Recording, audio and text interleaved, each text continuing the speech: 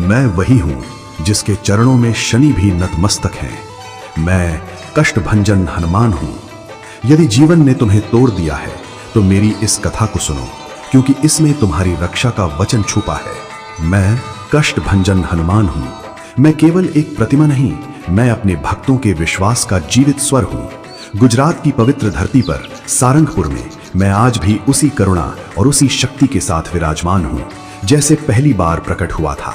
यह स्थान केवल एक मंदिर नहीं, बल्कि उन आत्माओं की शरण है जो जीवन के कष्टों से हार चुके होते हैं। वो समय कठिन था। सारंगपुर और आसपास का क्षेत्र सूखे, रोग और मानसिक पीड़ा से जूझ रहा था।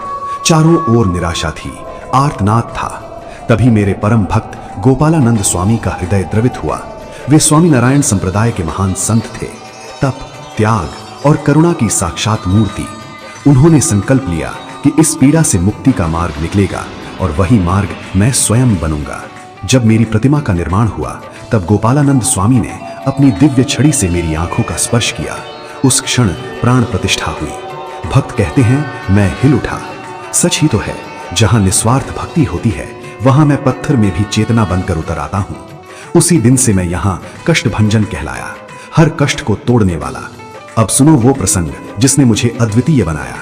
जब शनिदेव का प्रकोप बढ़ गया और मेरे भक्त पीड़ा में डूबने लगे, तब मेरा हृदय क्रोध से भर उठा। मैं आगे बढ़ा। भय से शनिदेव स्त्री रूप धारण किया, क्योंकि मैं ब्रह्मचारी हूं और स्त्री पर हाथ नहीं उठाता।